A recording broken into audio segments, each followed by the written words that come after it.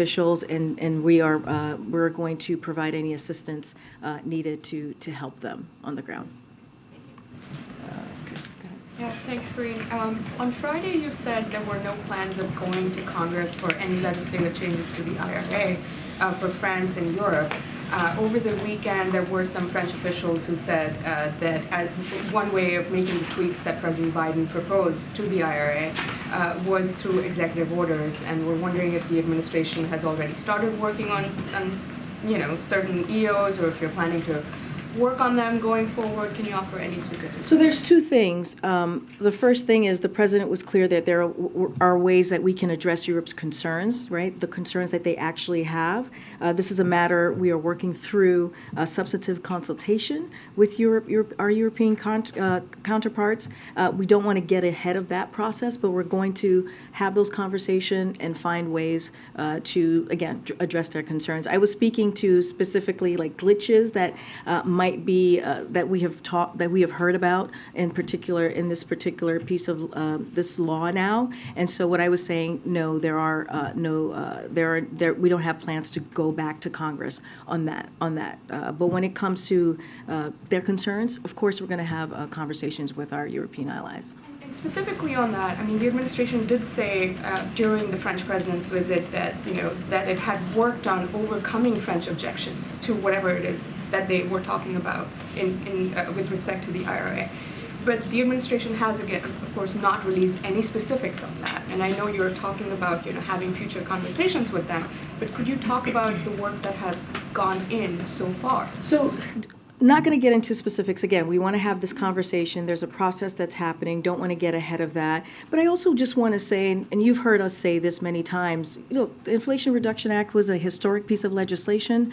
It's going to help Americans, millions of Americans across the country, as we talk about lowering cost, as we talk about really attacking the number one priority when you think about the economy for the president, which is lowering costs on health care, lowering costs on energy, doing that historic investment on fighting climate change. So this is something that the president is very proud of, and it's going to really, truly change lives. When it comes to the concerns of our European partners and allies, certainly we're going to do our best to have those conversations, but I'm just not going to get ahead of the process that's currently happening.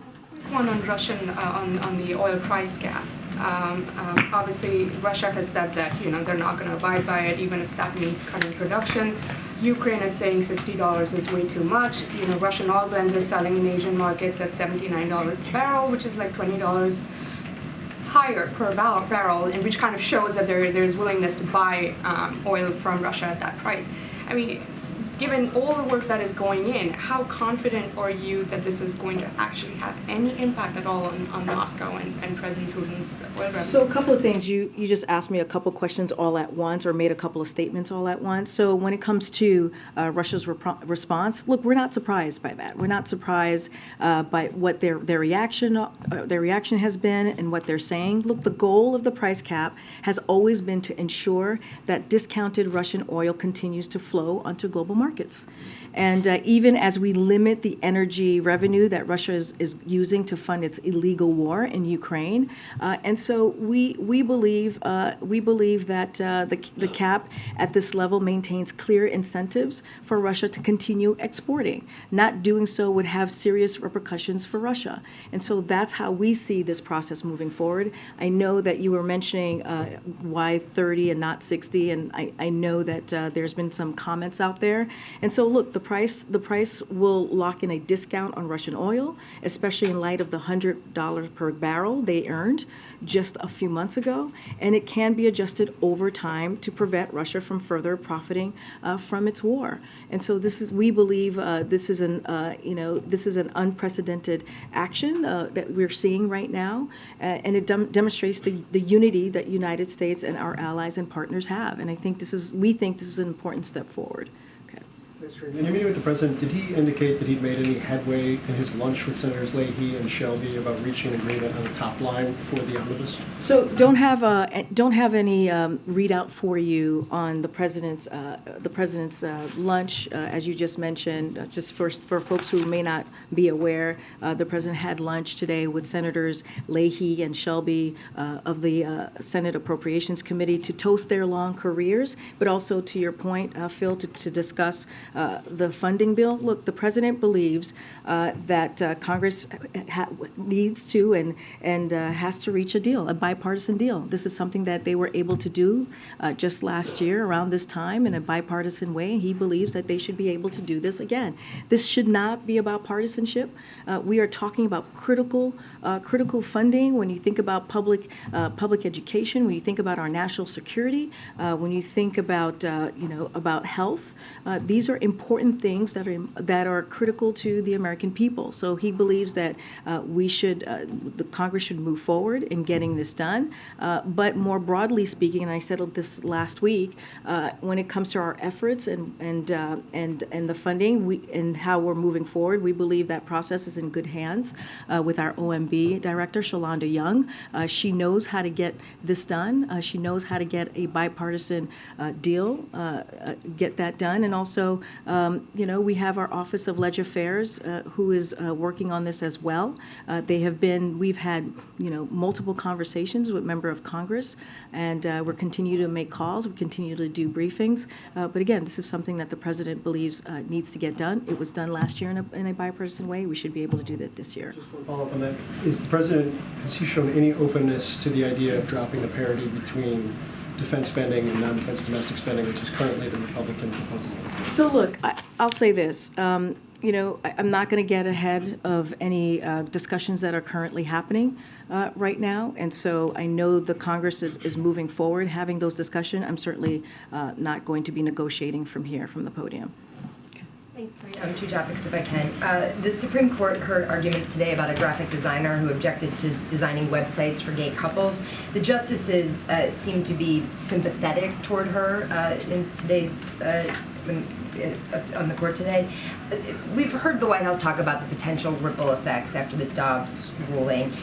Do you have a comment on this specific case and any concerns from the administration about the potential wider implications of this particular case? So I want to be very careful here. Don't want to weigh in or prejudge the Supreme Court's outcome. That's something I'm going to do here at the podium. But to your point, more broadly speaking, and we have talked about this, we recognize the right to free speech, and we support ensuring that no one is discriminated against or refused services because of who they love and who they are.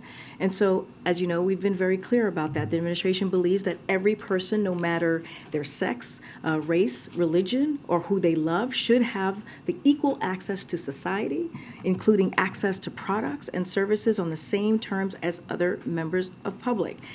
Look, the Department of Justice said in its brief that for decades, non-discrimination public accommodations laws have coexisted with the First Amendment.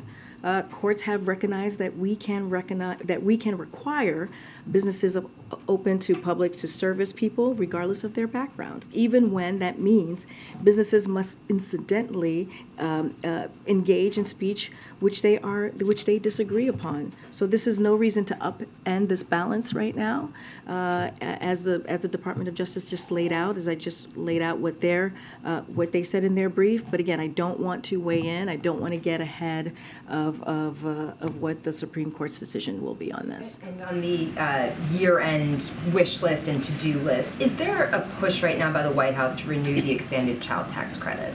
I don't have anything new to share on that particular piece of legislation or a plan that's incredibly important to the president. As you know, he included in the American Rescue Plan, and it was able to cut child poverty in a historic way. So again, important issue for this president. Don't have anything to share to share further on that particular plan moving forward. Okay. Hey, thanks, Karine. I wonder if you could give more detail about the Wednesday event about the rise of anti-Semitism that's hosted by the second gentleman. Messed that Are up. you going to call him the first gentleman? slipped up. How long has it been in the works, and what do you hope what does the White House hope Mr. Imhoff adds to the debate? So a couple of things just to give you some insight of what's going to be happening with the roundtable talks, the anti-Semitism roundtable talks that the second gentleman will be hosting. So first and foremost, President Biden has consistently spoken out. I just want to make sure that's clear against anti-Semitism, its rhetoric, its hate, and all of the vile language that we have been hearing, which is incredibly dangerous this past couple of weeks.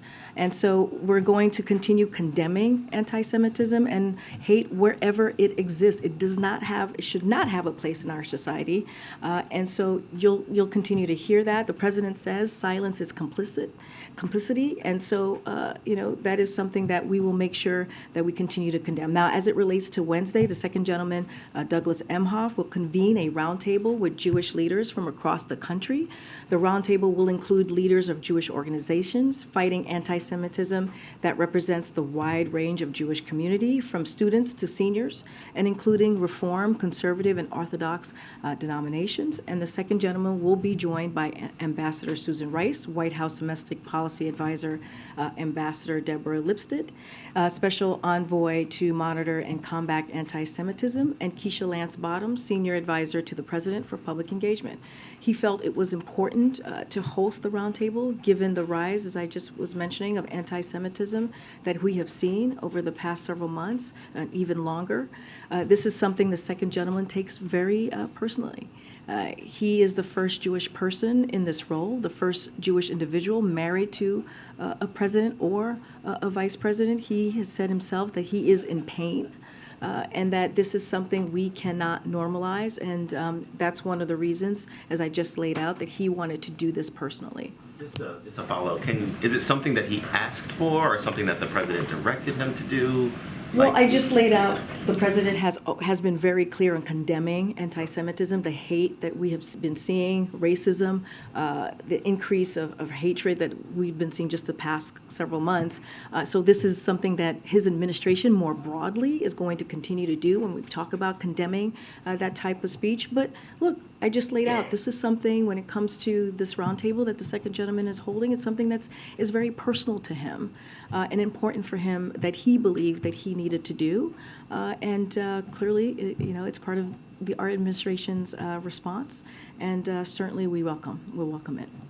Thanks, Karine. To follow up a little bit on that, the week ahead after Wednesday, there were no public events for the president. Is that so he can take a more hands-on approach to the spending deal if necessary? And can we expect him to drop by that anti-Semitism roundtable on Wednesday? It's a good question. I don't have anything to preview at this time on if he will be able to stop by. Clearly, we're always working through the president's schedule, as you know. But just to lay out the president's engagement on the as we're discussing the government funding bill. Look, as you know, he had the Big Four here last week in leadership to talk about. They talked about this. You saw it in the readout. He met with President Leahy and Senators Leahy and Shelby to have the discussion about the omnibus bill. And so the president is going to continue to have those conversations. He's going to continue to be involved. I don't have anything to preview at this time on what the rest of his schedule is going to look like for the week. As it pertains to Wednesday, also, could we expect remarks from him regardless of what happens in Georgia on Wednesday? And then lastly, the president, he didn't end up going to Georgia during the campaign for Raphael Warnock. He hasn't been during the runoff election. Why is that? So look, I need to be careful, the Hatch Act. This is an ongoing, as you know, election with this particular, what we're seeing, the runoff in Georgia. So I want to be really careful here. But I have said many times before at this podium that the president will do anything that he can do for Senator Warnock to be helpful to him. As you all have seen on the president's schedule recently, he's done a high volume of fundraising, attended several political events, including phone banks and unions, and with unions and much more. Look, the way that we see this, if you think about the midterms that just occurred, the president played a big role here. He set the narrative on how Democrats were going to move forward in the midterms, how they were going to talk about the successes that they had, how they were going to talk about what was important to American families, right? They made that contrast with Republican electeds, Republican officials who were talking about getting rid of Social Security, putting that on the chopping block, putting Medicare on the chopping block. He talked about the freedoms of the American people wanted as it relates to Roe v. Wade, and how we saw the Supreme Court get rid of Roe, and we talked about that, and how Republicans wanted to put a national ban. They were pushing for a national ban, and it didn't matter which states, if you're a red or blue state. And this is the thing that the president talked about, and others followed. So the president played a big role in setting that narrative, setting that contrast. And let's not forget the successes that we have seen, his economic policy successes, as we talk about the bipartisan infrastructure legislation, the Inflation Reduction Act. Those are the things that the president was able to get done, and Democrats were able to run on it. This has, of course, been a harsh season for respiratory illnesses in children, and there continue to be anecdotal reports that some drugs are in short supply in certain places, like children's Tylenol, ibuprofen, amoxicillin. The supply chain is clearly under duress, and some Americans are struggling to find the drugs they need. What's the administration doing about it, and how big of an issue do you believe it is? So first, I would refer you to the FDA, who is keeping a close eye on this, and they will share more on any details about supplies as it relates to concerns on drugs, which you're laying out to me, Ben. But what I'll say more broadly on this is, for context, is that drug shortages are not uncommon, and is something the administration is regularly monitoring. The FDA is always tracking shortages at the national level and works closely with manufacturers to understand their production and supply. And while FDA does not manufacture drugs and cannot require a pharmaceutical company to make a drug, make a more of a drug, or change the distribution of a drug, FDA is in touch with the various manufacturers and stand ready to provide support where possible. Again, this is something that we are monitoring. I would refer you to the FDA on any specifics. Are you considering stepping in and working with companies in any way similar to how you all did with the baby formula shortage? I don't have anything more to share on any type of outreach, but again, FDA would be the best place for you to get more details on how they're moving forward with this. Go ahead, Weijia. Karine, has the administration decided whether to appeal the court ruling that ends Title 42, because the deadline is this week? So I've been asked this question a couple times in the briefing room. This is something that, because it's a legal matter, is something that the Department of Justice will decide on, and I would leave it to them. We understand that the administration is considering a proposal that would bar certain migrants from receiving asylum here in the U.S. if they don't seek asylum in other countries first. Is that a proposal that you're moving forward with, or are there any other alternative measures to Title 42 on the table? So, look, we are committed to continuing to secure our borders while maintaining safe, orderly, and humane processing of migrants. That is something that we are committed to under this administration. This will remain the case with Title 42 when Title 42 is lifted. Any suggestions that we might be changing a policy or looking at a different policy is inaccurate at this time. I know there's been conversations about that. We haven't made no such decisions have been made yet. But again, we are committed to securing our border. I have a couple questions on this Chinese hack by the group APT41. The Secret Service says that this state-sponsored group of cyber criminals stole at least $20 million in COVID relief, including small business administration loans. I know that ring. Unemployment insurance funds. What safeguards are in place to prevent this sort of fraud, and why did they fail, is my first question. So look, we don't comment on specific law enforcement cases, so clearly not going to do that from the podium, but the president has continually embraced and called for strong oversight and enforcement against potential fraud.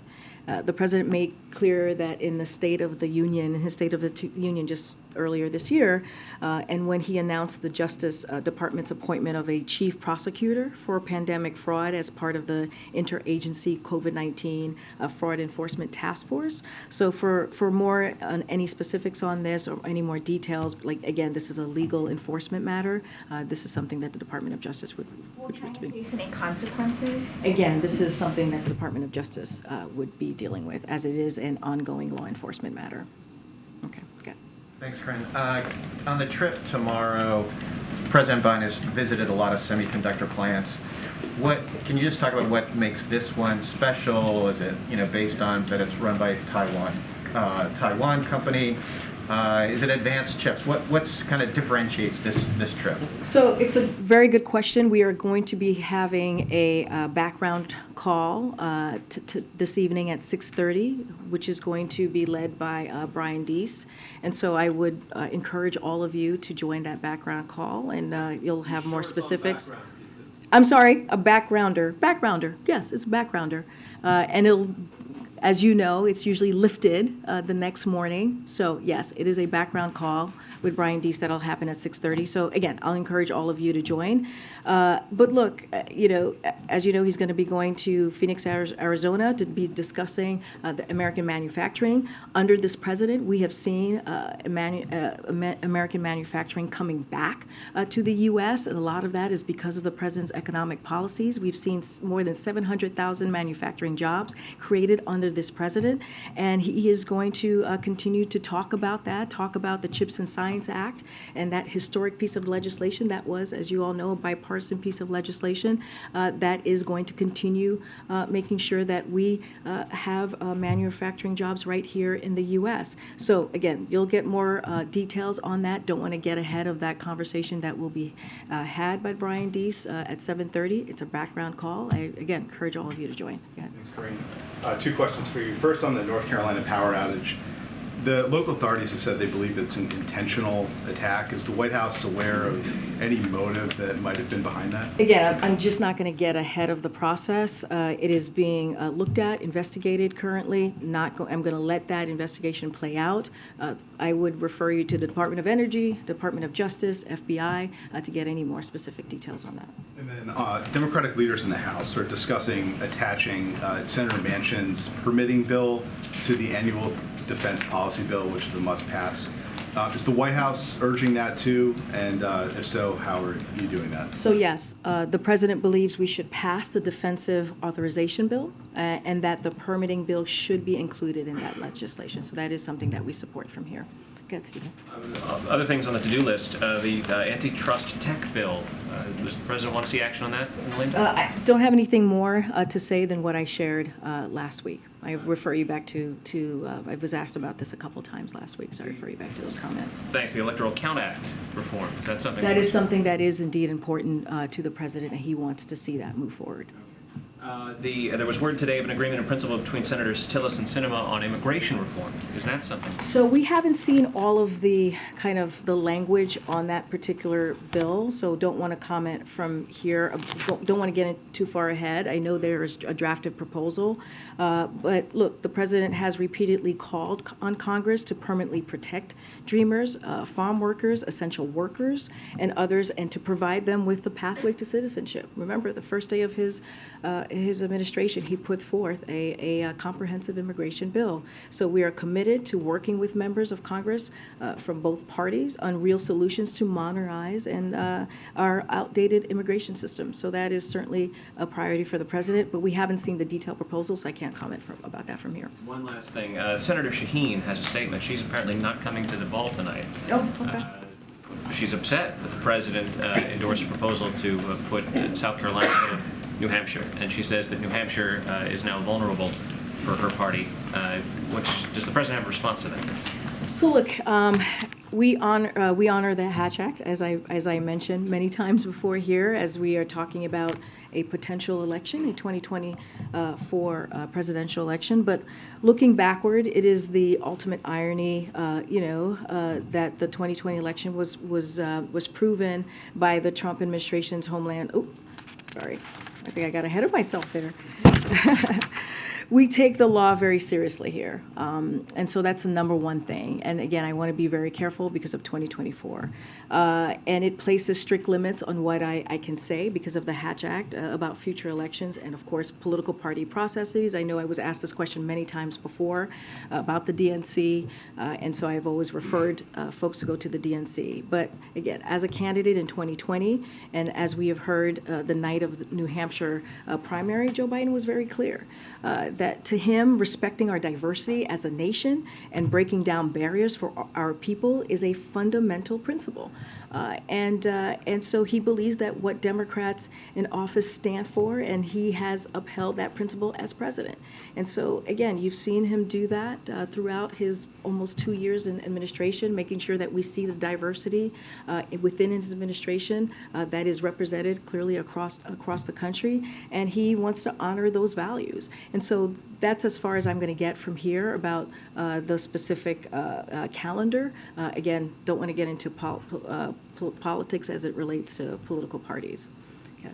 Karine, can you talk about with Congress considering repealing the COVID vaccine mandate for service members in the NDAA? John Kirby spoke earlier about the president's position, Secretary Austin's position of wanting obviously to keep it. So what is the White House prepared to do for that aspect of it, and is the president personally engaging with lawmakers on this? So look, when the president met with the Big Four just last week, as you all know, Leader McCarthy raised eliminating the requirement that service members be vaccinated against COVID-19. So clearly they had a conversation, as you asked me about talking to members. The president told him that he would consider it, but also made clear that he wanted to consult with the Pentagon.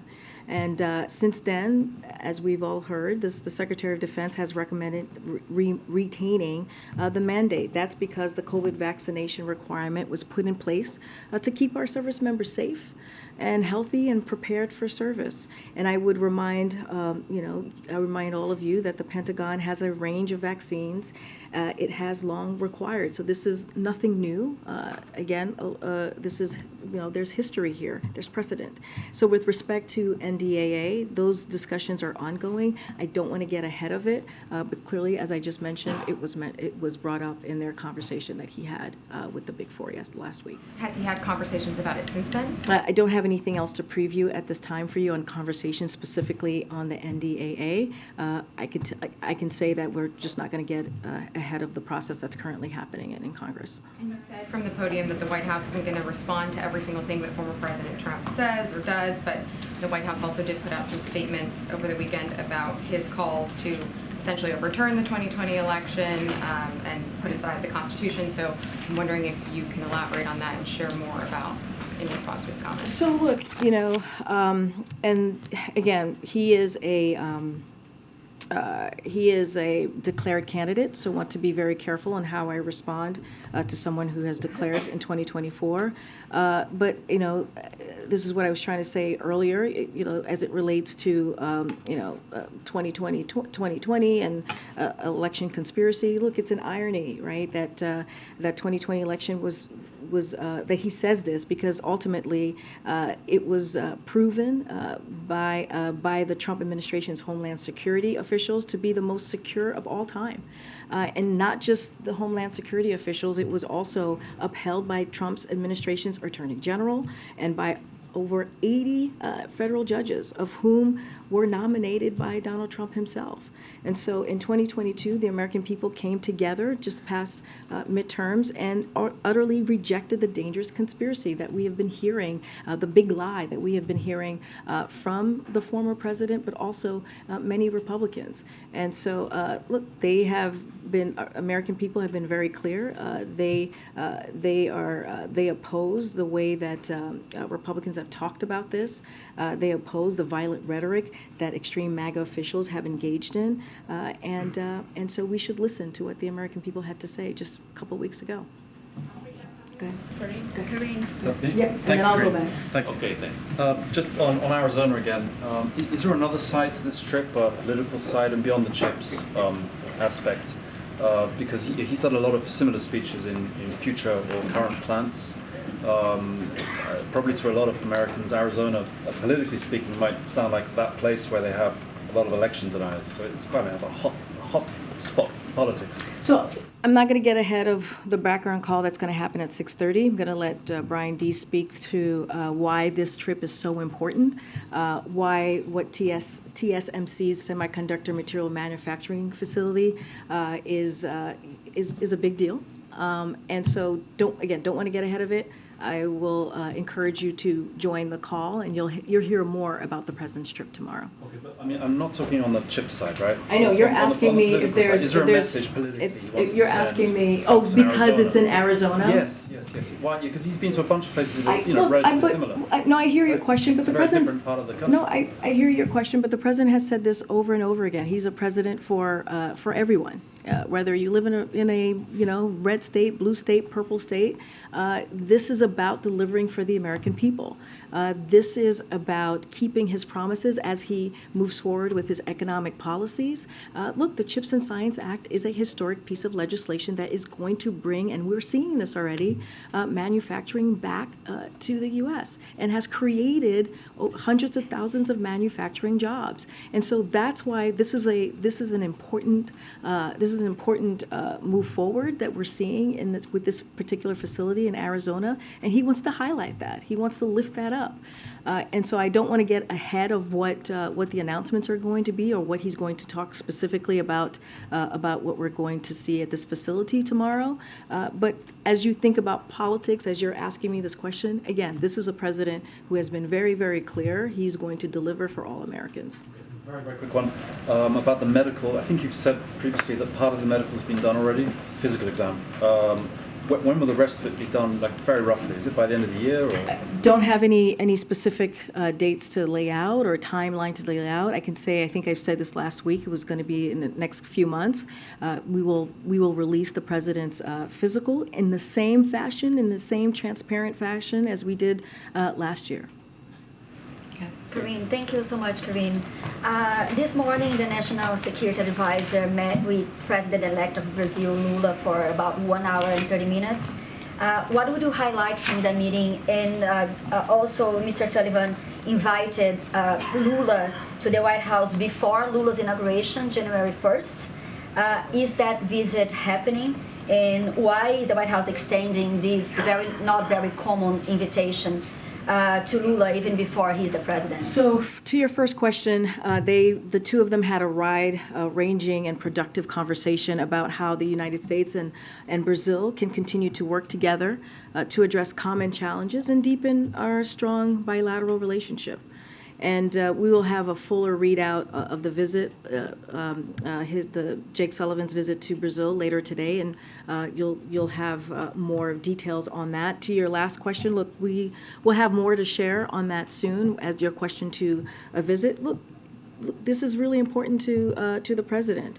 We have said before, we've been working with members of incoming Lula's administration for face-to-face engagement. That's nothing new. We've talked about that, and we at high levels, so that we can hit the ground running once President-elect Lula becomes president in January. So this is something that we have been very clear about, very transparent about. Again, as I just stated, we want to hit the ground running with that relationship, that important bilateral relationship that we have with Brazil. And did the White House decide who you guys sending to the inauguration? It's going to be the vice president. The delegation, U.S. delegation. Yeah, he's going to be leading the delegation. We'll have more to share on what that makeup of the delegation might look like. I don't have anything to share for you at this time. Thank you. The administration said they're going to refill the Strategic Petroleum Reserve under $70 a barrel. The Russian price cap went into effect today, $60 a barrel. Is the president considering putting Russian oil in the Strategic Petroleum Reserve? No, because it's been banned. Okay. What about in Arizona? I just want to ask you, he's going to that chips factory. Any plans in Arizona to go to the border and see for the situation for himself there? So look, I want to be very clear here. The president's trips tomorrow is about the American manufacturing boom. we're seeing all across the country, thanks to, again, his economic policies. Again, more than we have seen in his almost 2-year term. More than 700,000 jobs, manufacturing jobs, that have been created just here alone in the United States. So he'll be visiting at TSMC, a company making a major investment to manufacturing cutting-edge chips in Phoenix. This investment will bring new jobs and economic opportunity to Arizona, very important to the people in Arizona, and it's in large part thanks to the CHIPS and Science Act the President signed into law. And a historic, let's not forget, a bipartisan piece of legislation. And look, we should be able to reach a bipartisan, bipartisan agreement on immigration too. And that's what we're calling for, right? We're asking for Republican officials to come and work with us, and let's have a bipartisan agreement on immigration instead of doing political stunts, instead of doing what they're doing, going to the border, not actually coming up with any real ideas about that.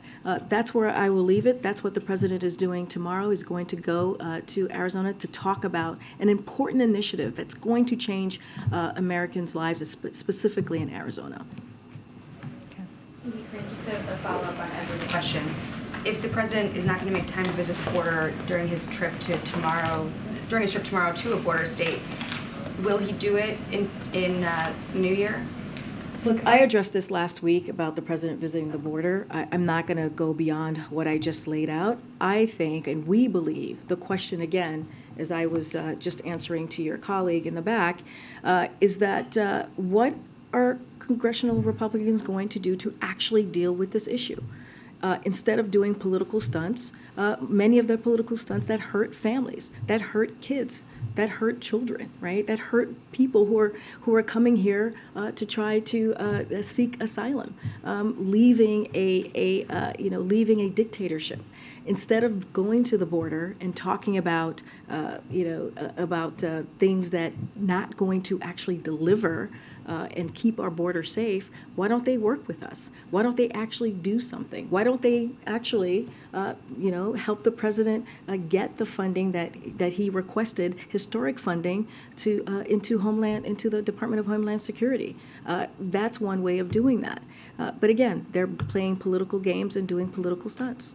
The reason I ask is just because the president had said previously that he hadn't had a lot of time to get to the border. He's going to a border state tomorrow, so you think maybe there would be time there. And if there isn't tomorrow, can you say at this point that he... What I'm saying is tomorrow he's going to actually focus on an issue, a bipartisan issue that was voted in Congress, the CHIPS and Science Act, something that is going to deliver for the people in Arizona, creating jobs and making people's lives better and making sure that we are bringing manufacturing back into the U.S. That is critically important. Now, what I'm saying, the second part of that to your question, if Republicans officials truly want to deal with immigration, they truly want to deal with the border, then they would stop doing political stunts and actually work with us on the plan that we have put forward, which they are not. And that's what we want to make very loud and clear.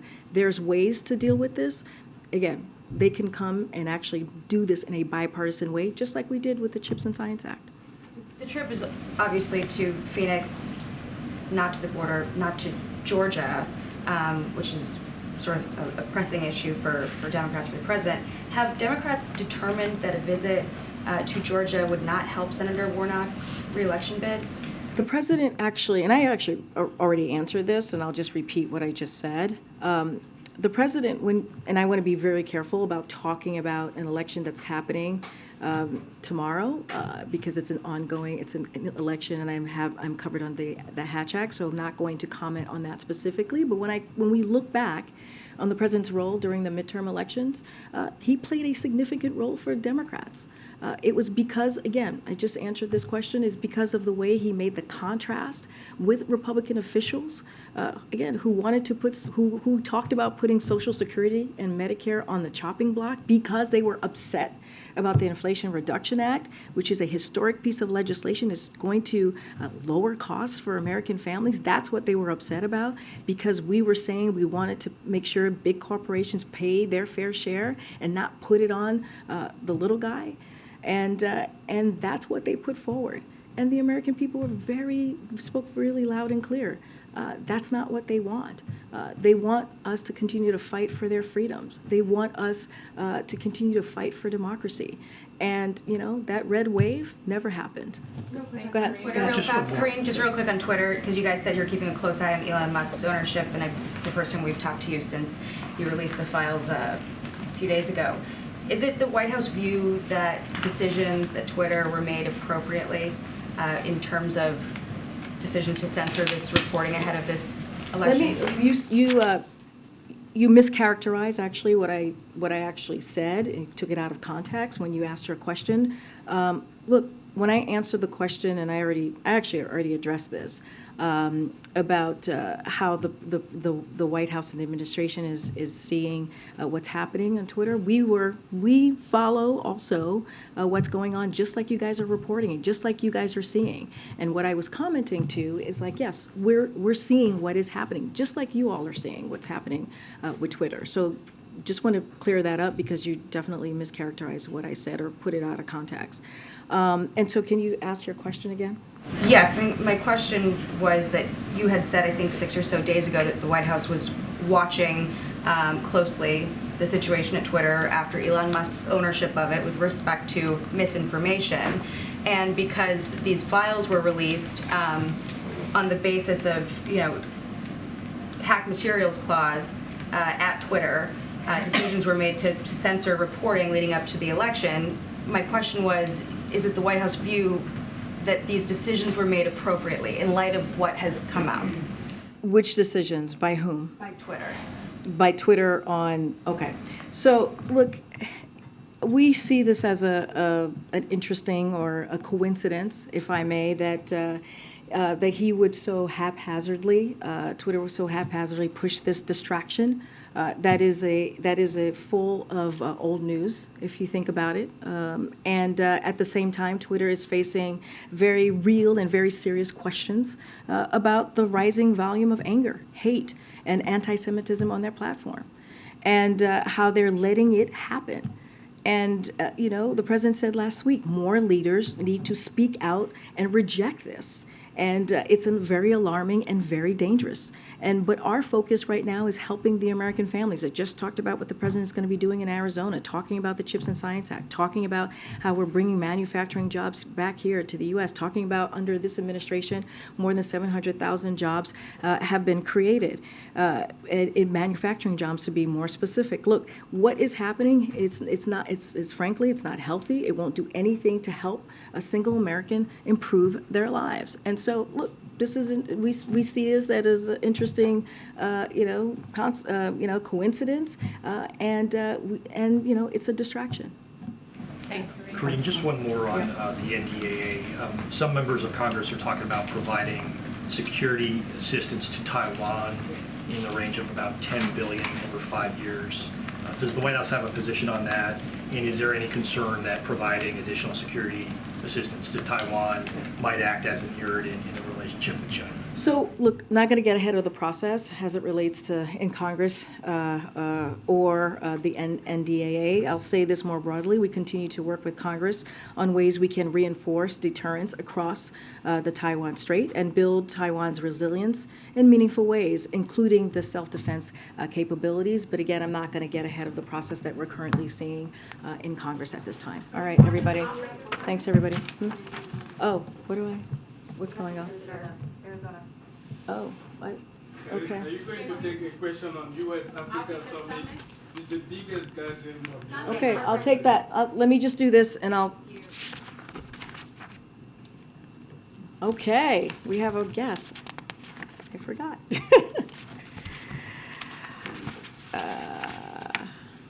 Okay, so we are pleased to have a local reporter from the Arizona Republic and Arizona Central join us in the briefing room today and ahead of the president's trip, as we've been talking about Arizona and the CHIPS and Science Act.